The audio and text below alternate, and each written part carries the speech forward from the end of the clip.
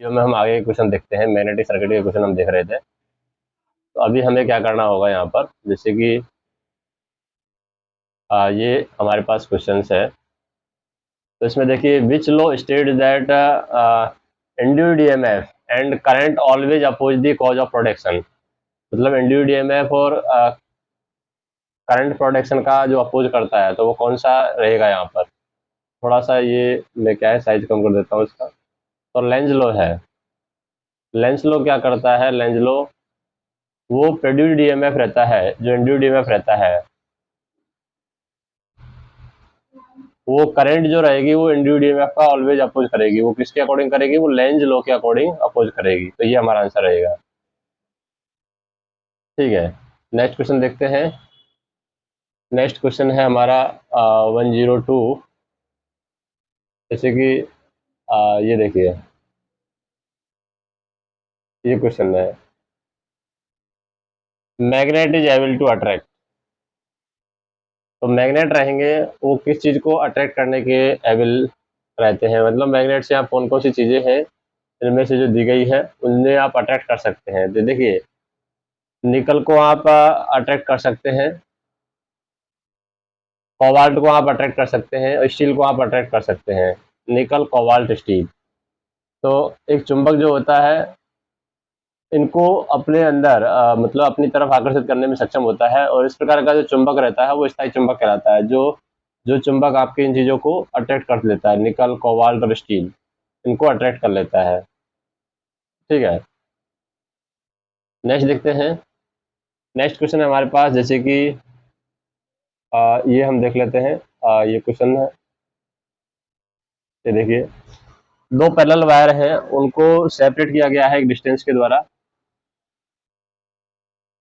Separate distance के द्वारा किया गया है और दोनों के बीच में डिस्टेंस डी है।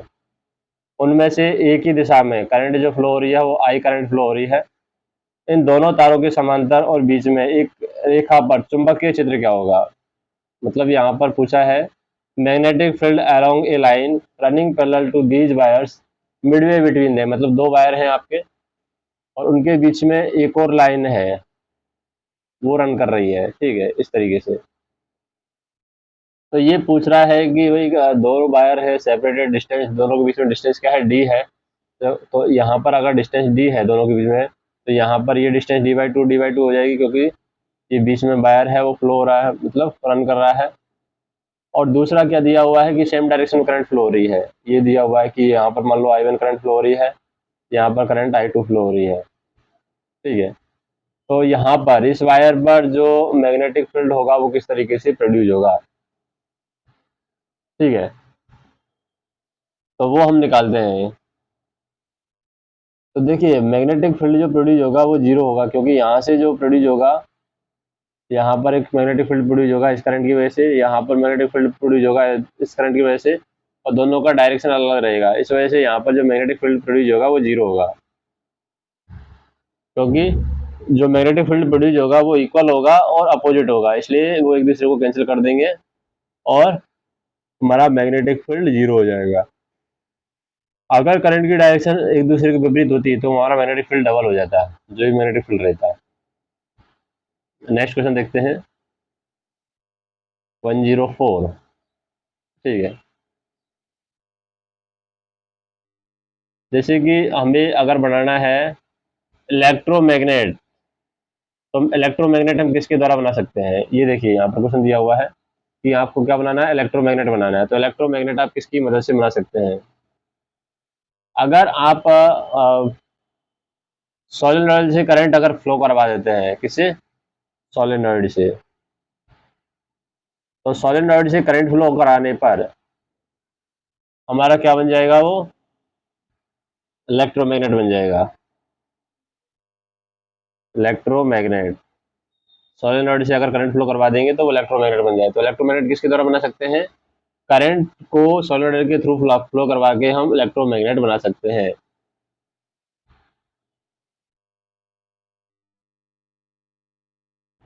ठीक है, अभी आ जाते हैं हम नेक्स्ट क्वेश्चन पे। नेक्स्ट क्वेश्चन है 105। तो देखिए, यहाँ पर है क्वेश्चन नंबर 105। देखिए, ये क्वेश्चन है, क्वेश्चन क्या दिया हुआ है, leakage flux per unit current leakage flux की वैल्यू क्या रहेगी। तो देखिए leakage flux per unit current जो रहता है वो हमारा इंडक्टेंस कहलाता है। इंडक्टेंस से वो देखते हैं, जैसे कि लीकेज फ्लक्स है उसको हम निकालते भी कैसे हैं, L equal to psi divide by I, ये हेनरी में होगा, हेनरी। तो यहाँ पर जो फ्लक्स लीकेज है, ये साई जो है ये फ्लक्स लीकेज इन वेबर, और आई जो है हमारा करंट इन एम्पियर है। तो इसको हम इंडक्टेंस का नाम देते हैं, लीकेज, लिंकेज है, लीकेज नहीं है लिंकेज है, linkage flux per unit current is inductance. Next question देखते हैं। नेक्स्ट क्वेश्चन है हमारे पास 106, ठीक है। जैसे करेक्ट एक्सप्रेशन क्या है यहाँ पर हम देखें, ये चार ऑप्शन दे रखे हैं, इनमें करेक्ट एक्सप्रेशन क्या है। तो वैसे तो करेक्ट एक्सप्रेशन जो है वो ये वाली है हमारी। ये कैसे आई, जैसे कि म्यू इक्वल टू होता है बी डिवाइड बाई एच, ये होता है, ठीक है। अभी यहाँ पर क्या दे रखा है, mu equal to B divide by H plus M दे रहा हुआ है। अब एच प्लस एम का क्या मतलब है यहाँ पर, म्यू वी जो है यहाँ पर ये क्या है, हमारा मैग्नेटिक फ्लक्स डेंसिटी है। क्या है, मैग्नेटिक फ्लक्स डेंसिटी, ठीक है। और म्यू नॉट जो है वो है absolute permittivity of free space, mu naught है absolute permittivity of free space, absolute permeability of free space, permeability of free space.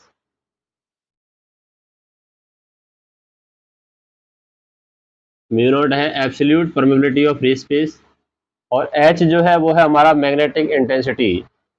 H क्या है हमारा, मैग्नेटिक इंटेंसिटी,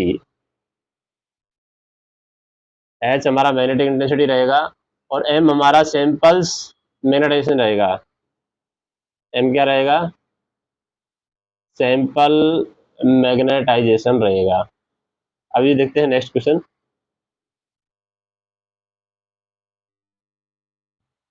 नेक्स्ट क्वेश्चन है हमारे पास में ये 107, देखिए।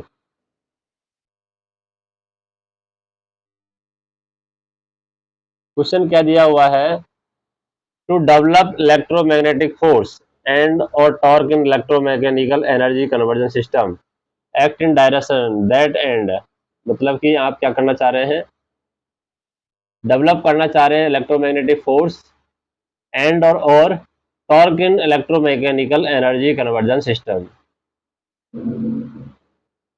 यानी आप डेवलप करना चाहते हैं द डेवलप्ड इलेक्ट्रोमैग्नेटिक फोर्स और torque in electromechanical energy conversion system act in a direction that tends, तो act in a direction that tends to decrease the stored energy at constant flux, मतलब वो क्या करेगा,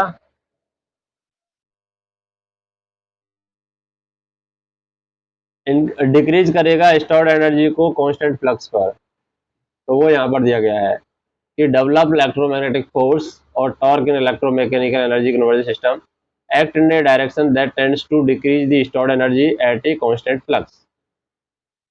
next देखते हैं 108,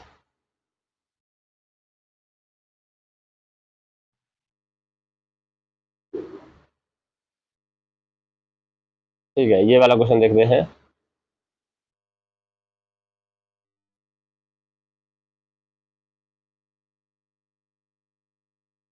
air gap is usually inserted in magnetic circuit, air gap magnetic circuit में induce किया जाता है, उसका रीजन क्या है। तो यहाँ पर सेचुरेशन से प्रिवेंट करने के लिए हम एयर गैप है मैग्नेटिक सर्किट में इंड्यूस करते हैं, ताकि सेचुरेशन से प्रिवेंट कर सके। इससे क्या होगा, एयर गैप रखने से आपका जो मैग्नेटिक सर्किट रहेगा उसमें फ्लक्स का जो एरिया है, फ्लक्स का मान आपका कम हो जाएगा एयर गैप रखने की वजह से। अब फ्लक्स का मान अगर कम हो जाएगा तो उससे क्या होगा, कुछ ऐसा फ्लक्स है, कुछ फ्लक्स है वो सर्किट से क्या हो जाएगा, ज़्यादा चला जाएगा, और कुछ फ्लक्स है वो सर्किट में भाग लेगा। तो जो भाग आपका सर्किट में भाग लेगा उसको हम बोलते हैं यूजफुल फ्लक्स। और यह कोर की सैचुरेशन को रोकने हेतु कुछ दूरी या लंबाई तक एयर गैप काट दिया जाता है ताकि कोर की सैचुरेशन को हम रोक सके। ठीक है, नेक्स्ट देखते हैं, नेक्स्ट क्वेश्चन 109 क्वेश्चन देखिए ये है। ठीक है, सारा ऑप्शन दिख रहे हैं आपको। क्वेश्चन क्या बोल रहा है यहाँ पर, A coil bound over an iron carries certain current and stabilized flux in ring. If the area of cross section of the ring is doubled, the flux density, अगर एरिया डबल कर दिया जाए तो फ्लक्स डेंसिटी पर क्या फर्क पड़ेगा। Flux density यहाँ पर हाफ हो जाएगी प्रीवियस वैल्यू की। कैसे हाफ हो जाएगी वो हम देख लेते हैं। यहाँ पर क्या बोल रहा है वो, कॉइल को यहाँ पर बाउंड किया गया है आयरन के ऊपर जो कि कुछ करंट ले जा रही है पहले से, और फ्लक्स यहाँ पर रिंग में बन रहा है। तो देखिए फ्लक्स जो होता है, फ्लक्स डेंसिटी हमारा होता है, फ्लक्स डेंसिटी वो होता है फाई डिवाइड बाई ए। अगर ये बोल रहा है कि एरिया को डबल कर दिया गया है, ठीक है, एरिया को डबल कर देंगे तो फ्लक्स क्या हो जाएगा, flux density phi divide by 2a हो जाएगी। ठीक है, तो यहाँ पर क्या हो जाएगा, V2 की वैल्यू हाफ V1 हो जाएगी क्योंकि ये एरिया डबल हो रहा है। एरिया डबल होने की वजह से जो फ्लक्स डेंसिटी है वो हमारी हाफ हो जाएगी। नेक्स्ट क्वेश्चन देखते हैं।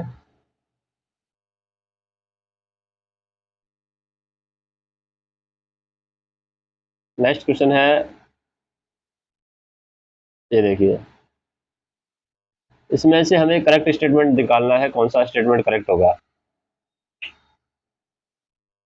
देखिए 4 स्टेटमेंट दिए हुए हैं। पहला स्टेटमेंट है magnetic flux inside the existing coil is same as on its outer surface.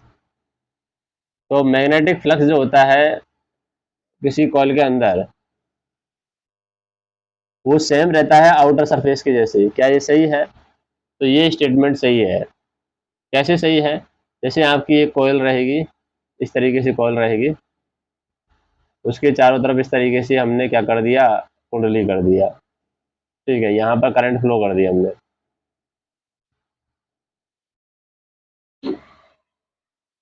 तो देखिए जो सतह रहेगी magnetic flux inside the existing coil, outer surface और इनर सरफेस पे सेम रहती है क्योंकि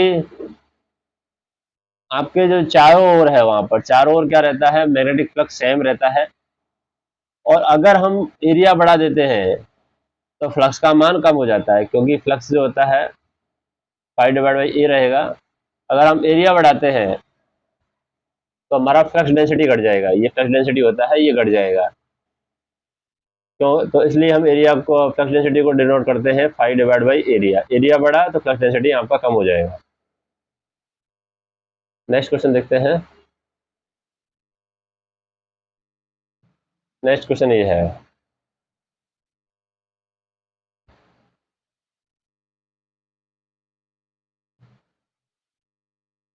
जैसे for the linear electromagnetic circuit, linear electromagnetic circuit के लिए हम देखें यहाँ पर कौन सा स्टेटमेंट सही है। तो लीनियर इलेक्ट्रोमैग्नेटिक सर्किट के लिए जो फील्ड एनर्जी है वो को एनर्जी के इक्वल होगी। ये स्टेटमेंट हमारा सही है कि फील्ड एनर्जी है वो को एनर्जी के इक्वल होती है। क्योंकि अगर हम इलेक्ट्रोमैग्नेटिक फील्ड अगर प्रोड्यूस करना चाह रहे हैं तो इलेक्ट्रोमैग्नेटिक फील्ड प्रोड्यूस करने के लिए हमारा एनर्जी तो लॉस होगा, मतलब एनर्जी तो लगेगी, इलेक्ट्रोमैग्नेटिक फील्ड प्रोड्यूस करने के लिए एनर्जी लगेगी।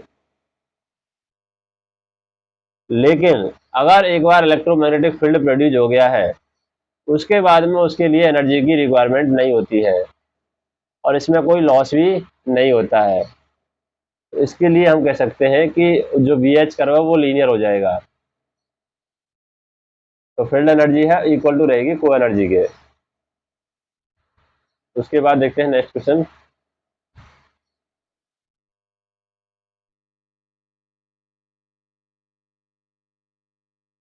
जैसे शॉर्ट सर्किट रेक्टेंगुलर कॉइल है, short circuited rectangular coil falls under the gravity with a coil retaining with a coil remaining in a vertical plane and cutting perpendicular to horizontal magnetic lines of force। तो इसके अंदर क्या होगा, acceleration जो है वो increase होगा decrease होगा, मतलब एक्सीलरेशन पर क्या इफेक्ट पड़ेगा। तो एक्सीलरेशन यहाँ पर कांस्टेंट रहने वाला है। A short circuited rectangular coil falls under the gravity with the coil remaining in a vertical plane and cutting perpendicular horizontal magnetic lines of force। It is constant acceleration। तो इसका acceleration जो है वो constant रहने वाला है।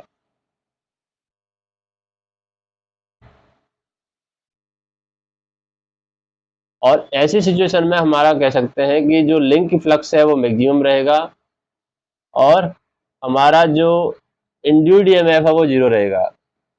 Link flux हमारा क्या रहेगा, मैक्सिमम रहेगा इस सिचुएशन में, मैक्सिमम, और इंड्यूस्ड ईएमएफ है वो जीरो रहेगा। इंड्यूस्ड ईएमएफ हमारा क्या रहेगा, जीरो रहेगा। ठीक है, अब नेक्स्ट क्वेश्चन देखते हैं।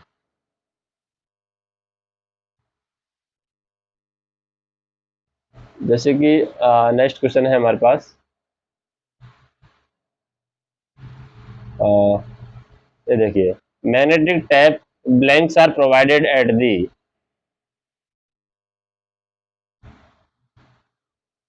तो मैग्नेटिक टैप ब्लैंक्स हैं वो कैसे प्रोवाइड किए जाएंगे।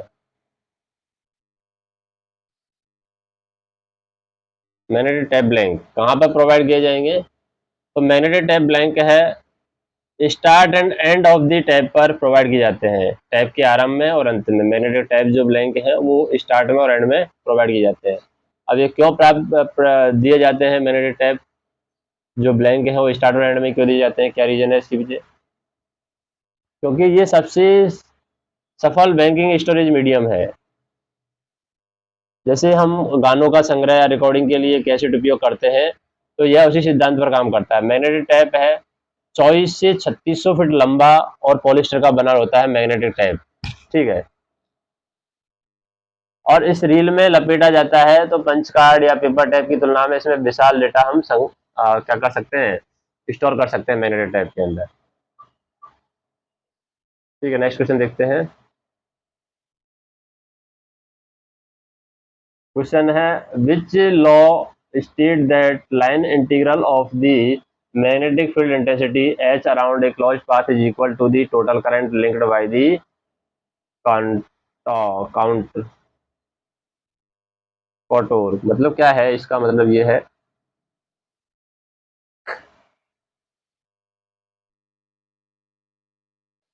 कि lines integral of magnetic field intensity है H around a close path is equal to the total current linked by the contour. मतलब उससे कितनी धारा जुड़ी हुई है, बंद पाथ का जो समरूप है उसके, मतलब कंटर मतलब समरूप हो गया, कितनी धारा जुड़ी हुई है। तो ये कौन सा करंट है, मतलब लो है वो बताता है, वो एम्पियर सर्किट लो है वो बताता है। एम्पियर सर्किट लो में हम देखते हैं कि जो क्लोज पाथ है integration of V into D L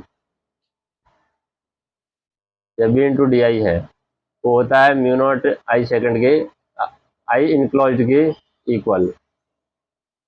तो एम्पियर्स लूप में जैसे मान लो आपके दो करंट ले जा रहा है सेम डायरेक्शन में, तो ये आपका डायरेक्शन ऑफ इंटीग्रेशन रहेगा। जैसे कि इस तरीके से फ्लक्स जो प्रोड्यूस होगा वो आपका रहेगा डायरेक्शन ऑफ इंटीग्रेशन, इस तरीके से प्रोड्यूस होगा। ठीक है, और एम्पीरियन लूप भी रहेगा उसमें। तो इनक्लोज पाथ में हम कह सकते हैं बीजीय योग हो जाएगा उसका एम्पियर सर्किट लो के अंदर। ठीक है, नेक्स्ट देखते हैं। नेक्स्ट क्वेश्चन है हमारे पास, ये है, और थोड़ा सा जूम कर देते हैं।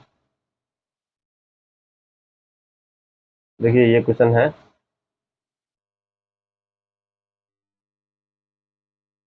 लैम्बडा क्या है हमारा, फ्लक्स लिंकेज है of a coil and I the current through the coil, then the inductance of coil क्या होगा। मतलब लैम्बडा हमारे पास फ्लक्स लिंकेज है और इंडक्टेंस आई है हमारे पास, तो एल की वैल्यू क्या होती है, L flux linkage divide by आई, मतलब लैम्बडा डिवाइड बाई आई हो जाएगा। तो हमारा क्या हो जाएगा, ये आंसर हो जाएगा लैम्बडा डिवाइड बाई आई, क्योंकि flux linkage in weber turn divide by current in ampere, वो हमारा क्या रहता है, इंडक्टेंस रहता है। फिर नेक्स्ट क्वेश्चन पे आ जाते हैं।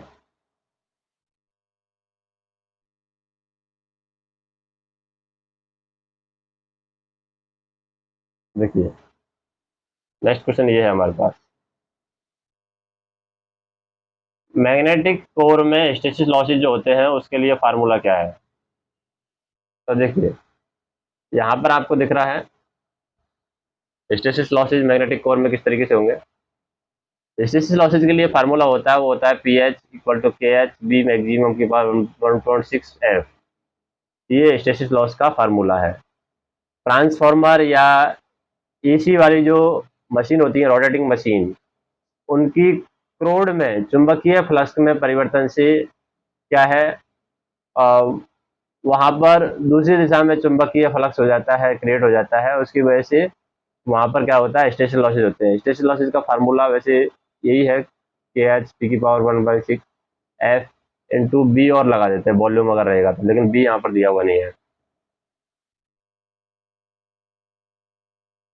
तो जैसे हम देखते हैं कि एफ क्या है यहाँ पर, फ्रीक्वेंसी है, बी क्या है यहाँ पर, फ्लक्स डेंसिटी है, और ये वाला जो वी है ये यहाँ पर क्या है, वॉल्यूम है, के एच हमारा स्टेसिस कांस्टेंट है। ठीक है, तो अगर आपके पास में इलेक्ट्रिक मोटर रहेंगी या जनरेटर रहेंगे, उनके आर्मेचर और ट्रांसफार्मर कोर का जो मैग्नेटाइजेशन होता है, मैग्नेटाइजेशन साइकिल, वो रिवर्सल होता है, मतलब एक दूसरे का रिवर्सल होता रहता है। इसलिए उन कोर को हम ऐसे पदार्थों से बनाते हैं जिसका हिस्टैरिसीस लॉसेज कम हो, जैसे कि हिस्टैरिसीस लॉसेज कम हो, उसका एग्जांपल क्या है हमारा, सिलिकॉन स्टील परमलॉय। तो सिलिकॉन स्टील परमलॉय है, ऐसे मटेरियल से बनाते हैं क्योंकि इसका हिस्टैरिसीस लॉसेज कम होता है। अब हिस्टैरिसीस लॉसेज कम वाला क्यों बनाते हैं, क्योंकि जैसे हमारे इलेक्ट्रिक मोटर हो गया या जनरेटर हो गया या ट्रांसफार्मर हो गया, उनकी कोर का जो मैग्नेटाइजेशन होता है वो रिवर्सल होता रहता है, इस वजह से। ठीक है, और हिस्टैरिसीस लॉसेज का जो नॉर्मल वैल्यू है वो हमारा 1.191 से लेकर के कहाँ तक होना चाहिए, 1.91 से लेकर के 0.25 ही होना चाहिए, इससे ज़्यादा नहीं होना चाहिए। नेक्स्ट क्वेश्चन देखते हैं। नेक्स्ट क्वेश्चन हमारे पास ये है, चार ऑप्शन भी दे रखे हैं आपका, कोई दिक्कत नहीं है। वन फ्लक्स, मतलब कि वन फेज दे रखा है, single phase 120 volt 60 hertz supply connected to the coil. ठीक है, दी कॉइल के अंदर 200 टर्न है, maximum flux developed by the coil, coil के द्वारा मैक्सिमम फ्लक्स डेवलप क्या होगा। तो मैक्सिमम फ्लक्स डेवलप को कैसे निकालेंगे, फाई एम की जो वैल्यू रहेगी, फाई एम इक्वल टू रहता है E divide by 4.44 F into N, F into N. अभी यहाँ पर आपको सब चीज़ दी हुई है, ई का वैल्यू दिया हुआ 120 divide by 4.44 into F, frequency दे रखा है 60 hertz, into N number of turn भी दे रखा है यहाँ पर 200। तो इससे हमारी फाई एम की वैल्यू आ जाएगी, फाई एम की वैल्यू कितनी आ गई यहाँ से, 2.253, ये हमारी फाई एम की वैल्यू आ गई है। ठीक है, नेक्स्ट क्वेश्चन देखते हैं। नेक्स्ट क्वेश्चन है हमारे पास, जैसे कि क्यूर पॉइंट क्या है, क्यूरी पॉइंट जो होता है, काफ़ी बार एग्जाम में पूछा जाता है क्यूरी पॉइंट क्या होता है वैसे। तो क्यूर पॉइंट वैसे हम बात करें, वैसे क्या होता है, एक ऐसा पॉइंट होता है या ऐसा टेम्परेचर होता है, क्यूर पॉइंट मतलब टेम्परेचर की वैल्यू है ये, एक टेम्परेचर होता है जिससे ज़्यादा या इस टेम्परेचर पर क्या करता है, मैग्नेटिक मटेरियल जो है वो मैग्नेटिक प्रॉपर्टी को लॉस्ट कर देता है, मैग्नेटिक मटेरियल मैग्नेटिक प्रॉपर्टी को लॉस्ट कर देता है, तो वो हमारा कहलाता है क्यूर पॉइंट। ठीक है, और क्यूर पॉइंट का नाम जो है पियरे क्यूरी के नाम पर रखा गया है।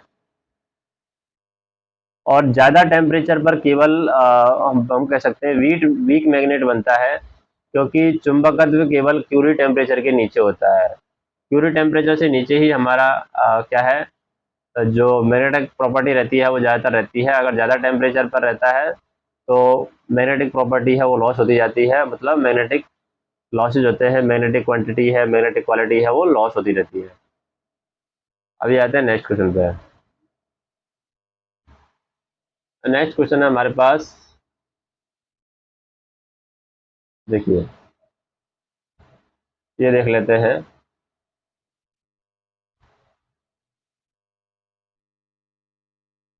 यहाँ पर क्या दे रखी है, कॉइल दे रखी है, उसका रेजिस्टेंस दे रखा है कितना, 10 ओम। इंडक्टेंस दे रखा है 2 हेनरी दे रखा है, उनको 100 वोल्ट सप्लाई से कनेक्ट किया गया है स्विच के द्वारा। Initial rate of change of current eight which instant of the closing the switch, जैसे ही स्विच को क्लोज करते हैं तो इनिशियल करंट की वैल्यू क्या होगी। ठीक है, इनिशियल करंट की वैल्यू का जैसे फार्मूला होता है वो होता है इनिशियल स्टेट में आर और एल दिया हुआ है, तो आई एम 1 - e⁻टी/सी। ठीक है, अब आई एम की वैल्यू तो हमें पता है B/R से आ जाएगी, तो आई एम की वैल्यू आ गई B/R। बी यहाँ पर 100 है, आर की वैल्यू 10 है, मतलब कि 10 आ गया आई एम की वैल्यू में। अभी इसका हम क्या कर सकते हैं, डिफ्रेंशिएशन कर देते हैं इसका, dy/dt/it। डिफ्रेंशिएशन जैसे ही करेंगे इसका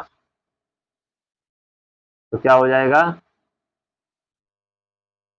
10 × e⁻t/c डिवाइड बाई टो, ये इसका डिफ्रेंशिएशन हो गया है।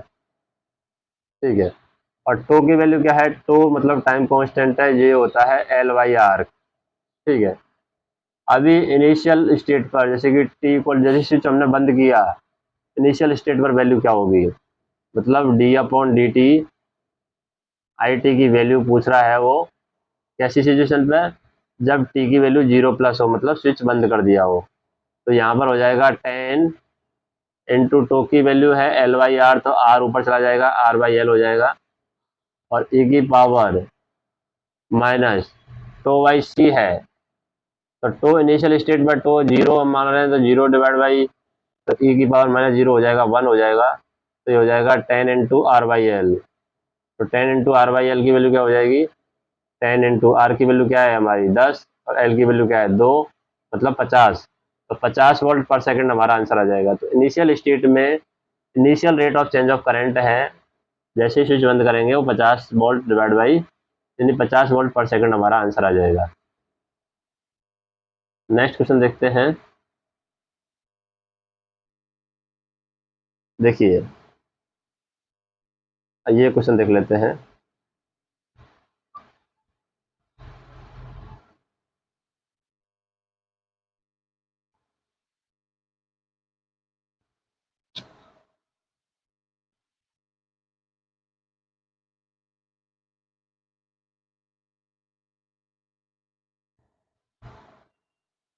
जैसे मटेरियल जो यूज किया जाता है परमानेंट मैग्नेट के लिए, वो कौन सा मटेरियल रहेगा हमारा, परमानेंट मैग्नेट के लिए हमारा हाई रिटेंटिविटी का मटेरियल होना चाहिए, और उसका हाई कॉर्सिविटी होना चाहिए, हाई रिटेंटिविटी एंड हाई कॉर्सिविटी, क्योंकि हमें परमानेंट मटेरियल बनाना है।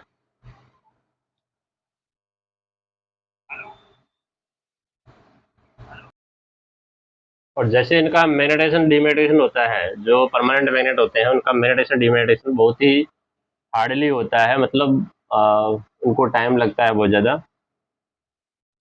ठीक है, अभी नेक्स्ट क्वेश्चन देखते हैं। नेक्स्ट क्वेश्चन है हमारे पास 121।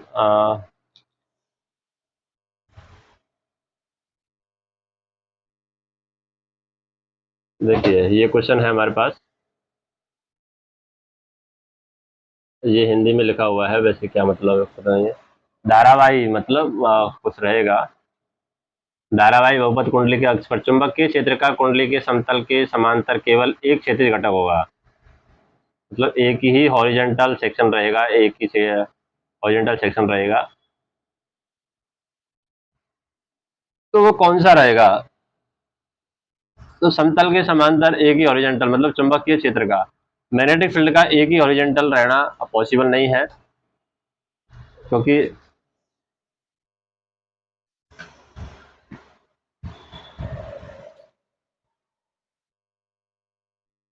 क्षैतिज घटक के बजाय हम कह सकते हैं हमारा क्या है, वर्टिकल क्षैतिज घटक भी रह सकता है यहाँ पर। जो क्षैतिज घटक दे रखा है, इसके अलावा यहाँ पर वर्टिकल घटक भी रह सकता है, तो पैसिबल नहीं है किसी भी कंडीशन में ये। जो भी हमारा पॉलीगन रहेगा, पॉलीगन कुंडली के अक्ष पर अगर हम चुंबकीय क्षेत्र का कुंडली के समतल अगर समांतर देखें तो ये पॉसिबल नहीं है। नेक्स्ट देखिए, नेक्स्ट क्वेश्चन क्या है। Electric and magnetic field, electric और मैग्नेटिक फील्ड जो है हमारे, वो किस तरीके से कनेक्टेड रहते हैं। इलेक्ट्रिक और मैग्नेटिक फील्ड वो एक यूनिक फिनोमिना के दो पार्ट है, इलेक्ट्रिक और मैग्नेटिक फील्ड, ठीक है। जैसे कि हमारा इलेक्ट्रिक फील्ड है वो स्टेशनरी चार्ज के द्वारा जनरेट होता है, और मैग्नेटिक फील्ड है वो हमारा मूवमेंट वाले, मतलब कि मूवमेंट वाले चार्ज के द्वारा जनरेट होता है। इलेक्ट्रिक फील्ड हमारा किसके द्वारा चार्ज होता है? स्टेशनरी के द्वारा चार्ज होता है। स्टेशनरी मतलब फिक्स रहेगा, स्टेशनरी चार्ज के द्वारा, ठीक है। और मैग्नेटिक फील्ड हमारे जैसे कि करंट के द्वारा जनरेट होता है, वही चलित द्वारा रहता है। नेक्स्ट देखते हैं 123 क्वेश्चन। तो इसमें हम देखें कि इस इक्वेशन को कौन सेटिस्फाई नहीं कर रहा है, मतलब इस इक्वेशन से संबंधित नहीं है। ये जो इक्वेशन दे रखी है इससे कौन सा संबंधित नहीं है। ये मैक्सवेल का चुंबकत्व का नियम है। ये जो दिख रहा है आपको, ये मैक्सवेल का चुंबकत्व का नियम है। तो इससे कौन सेटिस्फाई नहीं है? पहला स्टेटमेंट देखें, single magnetic pole can not exist. ये सही बात है, सिंगल मैग्नेटिक पोल है ये एग्जिस्ट नहीं करेगा, तो ये आंसर नहीं हो सकता। और ये बोल रहा है मैक्सवेल का चुंबकत्व का नियम है, और इसमें ये बताया जाता है कि एक बंद सतह के माध्यम से कुल चुंबकीय प्रवाह है वो शून्य हो जाता है। अगर हम बंद सतह लिखते हैं तो बंद सतह के माध्यम से जो चुंबकीय प्रवाह हमारा शून्य हो जाएगा। इसमें कोई मोनोपोल या चुंबकीय पोल नहीं होता है। There is no sink and source of magnetic field, ये भी गलत है। Magnetic field is perpendicular to electric field है, ये यहाँ पर सही है। मैग्नेटिक फील्ड है परपेंडिकुलर टू होते हैं इलेक्ट्रिक फील्ड के, और मैग्नेटिक फील्ड इज सोलेनोइडल, ये भी गलत है। तो ये हमारा तीसरा स्टेटमेंट सही है। दूसरा जो मैक्सवेल का चुंबकत्व का नियम है वो कहता है कि बंद सतह के माध्यम से जो कुल चुंबकीय प्रवाह है वो शून्य हो जाएगा। इसमें कोई मोनोपोल या चुंबकीय पोल नहीं होता है। इसका चुंबकीय क्षेत्र है वो सोलिनॉइडल होता है। मैग्नेटिक फील्ड है वो सोलिनॉइडल होता है, इसमें कोई सोर्स या सिंक नहीं होता है। तो ये तीनों ही तो यहाँ पर, ये जो पहला, ये वाला और ये वाला, ये तीनों ही हमारे किसे मैक्सवेल नियम से हैं। ये तीसरा वाला पार्ट नहीं है, मतलब सी वाला पार्ट नहीं है, ये मैक्सवेल नियम का पार्ट नहीं है। बाकी मैक्सवेल नियम में दे रखा है कि मोनोपोल या चुंबकीय पोल नहीं होता है, तो ये सही बात है, मोनोपोल चुंबकीय पोल नहीं होता है। दूसरा इसमें दे रखा है कि चुंबकीय क्षेत्र सोलेनोइडल नहीं होता है, तो ये भी सही है, सोलेनोइडल होता है। और ये भी दे रखा है कि यहाँ पर कोई भी सोर्स या सिंक नहीं होता है, तो ये भी यहाँ पर नहीं है, ठीक है। ये सी ऑप्शन हमारा आंसर रहेगा। नेक्स्ट क्वेश्चन देखते हैं 124।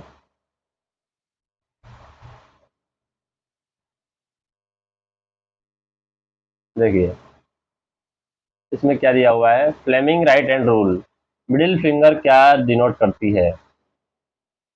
तो देखिए फिंगर से आपको थोड़ा सा आइडिया लग जाएगा। यहाँ पर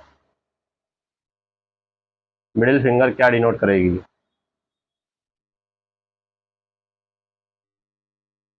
वो कंडक्टर की डायरेक्शन को डिनोट करती है। मिडिल फिंगर होती है, एक फोर फिंगर होती है और एक थंब होता है। मिडिल फिंगर होती है आपकी, राइट हैंड रूल से लगाएंगे तो मिडिल फिंगर आपकी करंट की डायरेक्शन, मतलब कि आपको कह सकते हैं कंडक्टर में गतिशील रूप से जो इंड्यूस्ड ईएमएफ है उसको इंगित करेगी। ये लाइंस को डिनोट करती है। फोर फिंगर है, ये लाइंस को डिनोट करेगी, जो मैग्नेटिक फील्ड की लाइंस रहेंगी वो। और ये कंडक्टर की डायरेक्शन को डिनोट करेगी, मतलब कंडक्टर में जो इंड्यूस्ड ईएमएफ होगा उसकी डायरेक्शन को डिनोट करेगी। और ये डायरेक्शन को डिनोट करता है अंगूठा जो है।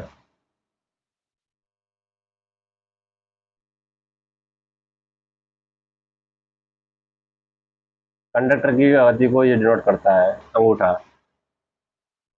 ठीक है, तो यहाँ पर मिडिल फिंगर किसको डिनोट कर रही है? मिडिल फिंगर डिनोट कर रही है dynamically induced EMF in conductor. Conductor में जो डायनेमिकली इंड्यूस्ड ईएमएफ है उसको डिनोट करती है। मोशन ऑफ कंडक्टर को थंब डिनोट करेगा, और मैग्नेटिक फील्ड को हमारी फोर फिंगर डिनोट करेगी। नेक्स्ट क्वेश्चन देखते हैं।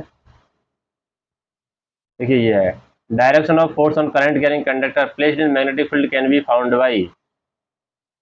तो करंट कैरिंग कंडक्टर है, उसमें अपने को फोर्स की डायरेक्शन फाइंड करनी है। तो फोर्स की डायरेक्शन हम किसके द्वारा फाइंड कर सकते हैं? तो फ्लेमिंग की लेफ्ट हैंड रूल से हम फाइंड कर सकते हैं। ठीक है, फ्लेमिंग का लेफ्ट हैंड रूल है, वो ये बताता है कि आपके जो फोर फिंगर रहेगी वो आपके चुंबकीय क्षेत्र की दिशा को डिनोट करेगी, फोर फिंगर। और सेकंड मिडिल फिंगर रहेगी, वो आपकी करंट की डायरेक्शन को डिनोट करेगी। और थंब जो रहेगा वो कंडक्टर की डायरेक्शन को डिनोट करेगा। ठीक है, तो फ्लेमिंग का लेफ्ट हैंड रूल है, ये आपको बताएगा current carrying conductor placed in magnetic field can found by using Fleming left hand rule. तो ये 25 क्वेश्चन हमने देखे हैं, और बाकी क्वेश्चन है वो हम नेक्स्ट वीडियो में देखेंगे। तो वीडियो कैसा लगा कमेंट करके बताइए। धन्यवाद।